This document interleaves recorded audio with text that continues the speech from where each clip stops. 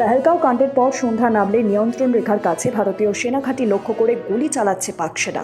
রবিবার রাতেও তার ব্যতিক্রম হয়নি। গভীর রাতে জম্মু ও কাশ্মীরের পুঞ্জ এবং কুপরওয়ারা জেলায় সংঘর্ষবিরতি লঙ্ঘন করল পাকিস্তানের সেনাবাহিনী। সোমবার ভারতীয় সেনার তরফে জানানো হয়েছে, রবিবার রাতে পাক সেনাঘাঁটি থেকে বিনা প্ররোচনায় গুলি চালানো হয়েছে। প্রসঙ্গত, এই প্রথম নয়, গত 3 দিন ধরে নিয়ন্ত্রণ রেখার সংঘর্ষ বিরোধী লঙ্ঘন করে গুলি চালানো অব্যাহত রেখেছে পাকিস্তান। তবে পেহেলগাঁও কাণ্ডের পর পুঞ্চ জেলায় এই ধরনের ঘটনা প্রথম।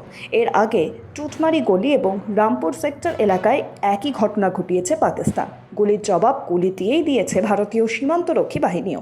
জম্মু ও কাশ্মীরের পেহেলগাঁওয়ে গত 22 এপ্রিল পর্যটকদের উপর জঙ্গি হামলার ঘটনা ঘটে। তাতে 26 জনের মৃত্যু হয়েছে। আর সেই ঘটনায় পাকিস্তানের দায়ী করে তাদের বিরুদ্ধে একাধিক কূটনৈতিক পদক্ষেপ নেয় নয়াদিল্লি। স্থগিত করে দেওয়া হয় সিন্ধু জলবন্টন চুক্তি।